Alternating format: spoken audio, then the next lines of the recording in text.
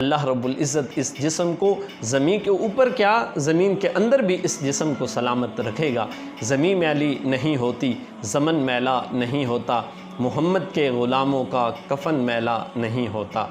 بسم اللہ الرحمن الرحیم۔ چند ایک گزارشات جو ہیں وہ آپ کے ساتھ کرنی ہیں جو گزشتہ دنوں واقعہ پیش آیا حمیرہ اصغر کے حوالے سے، جو کہ ایک اداکارہ تھی اور اس کی میت جو ہے اس کے فلیٹ میں سے ملی۔ شروع میں تو یہ کہا گیا کہ یہ تقریباً 15 سے 20 دنوں کی میت ہے، اور لیکن بعد میں جب تحقیق ہوئی تو پتہ چلا کہ اسے تو تقریباً 6 مہینے سے بھی زائد کا عرصہ ہو چکا ہے، وہ اس دنیا سے رخصت ہو چکی ہے اور وہ فوت ہو گئی تھی۔ اب تحقیق کے اندر یہ بھی پتہ چلا کہ گزشتہ 2024 کے مئی کے اندر جب اس کے موبائلز وغیرہ کو اٹھایا، چیک کیا، اس کا ڈیٹا نکلوایا، تو 2024 کا جو مئی ہے اس مئی کے اندر آخری کال اس کو آئی تھی، اور اس کے علاوہ اس سے کسی کا کوئی رابطہ جو ہے وہ نہیں ہوا۔ پھر اکتوبر کے مہینے کے اندر اس کی جو اپارٹمنٹس تھا، جو فلیٹ تھا، اس کی جو بجلی ہے اس کو کاٹ دیا گیا۔ یعنی پتہ چلتا ہے ان تحقیقات سے کہ اسے تقریباً 7-8 منتھ سے بھی زیادہ کا عرصہ جو ہے وہ ہو چکا تھا، اور وہ اپنے اس فلیٹ کے اندر مردہ حالت کے اندر پائی گئی۔ اب ناظرین محترم، چند ایک جو پوائنٹس ہیں وہ میں آپ کے سامنے رکھنا چاہتا ہوں۔ سب سے پہلے تو ہمیں اپنوں سے رابطہ رکھنا چاہیے۔ اب چند ایک پوائنٹس ایسے ہیں کہ جن کے اوپر میں بات کروں گا کہ ہمیں کیا کرنا چاہیے ایک معاشرتی زندگی کے اندر۔ دیکھیں، ایک وہ چہرہ جو ٹی وی کے اندر آ کر لوگوں کی مسکراہٹ کا سبب بنتا ہے، لیکن حقیقت کے اندر وہ کس طرح کی زندگی گزار رہا ہے، ہمیں اس کو بھی دیکھنا ہے،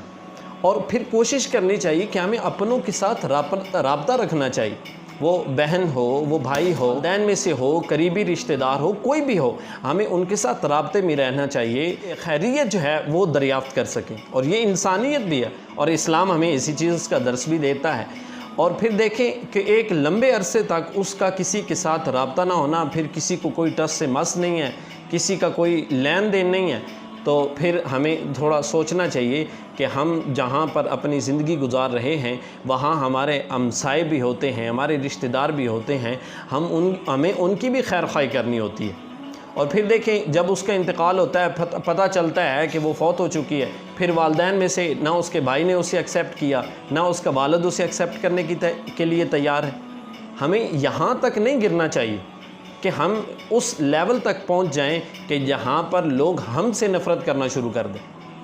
اگر انسان سے زندگی کے اندر غلطیاں ہو بھی جاتی ہیں تو مرنے کے بعد ہمیں ان غلطیوں کے اوپر تھوڑا سا پردہ ڈال دینا چاہیے۔ تو جو انہوں نے یہ رویہ اختیار کیا، یہ قابل مذمت ہے کہ انہوں نے اپنی اس بیٹی کی جو لاش ہے اسے لینے سے بھی انکار کیا۔ پھر ایک پوائنٹ یہ بھی ہے کہ ہمیں اپنی غلطیوں کے اوپر نظر ثانی کرنی چاہیے۔ بعض اوقات ہم اپنی فیملی سے کٹ ہو جاتے ہیں، والدین سے کٹ ہو جاتے ہیں، رشتہ داروں سے کٹ ہو جاتے ہیں۔ کس وجہ سے؟ کسی ایک بنیاد کے اوپر، کسی ایک بات کے اوپر کٹ ہو جاتے ہیں۔ ایک عرصہ گزر جاتا ہے، لین دین، آپس میں آنا جانا، میل جول، عید اور سب کچھ چیزیں ختم ہو جاتی ہیں، لیکن کیا بات ہوتی ہے، چھوٹی سی کسی بات کے اوپر ہم اپنے سارے کے سارے رشتے جو ہیں وہ توڑ دیتے ہیں۔ ہمیں سوچنا چاہیے کہ جو فیصلہ ہم نے لیا ہے کیا وہ فیصلہ 100% ٹھیک ہے، یا اس کے اوپر پھر بات کی جا سکتی ہے۔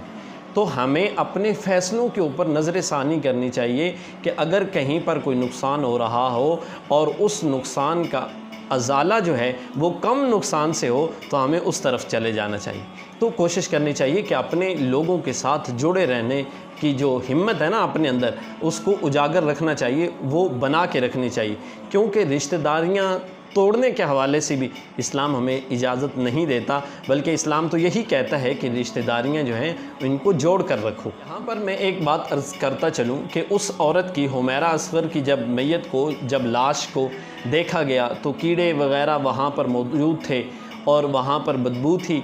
تو یہ کیا ہے؟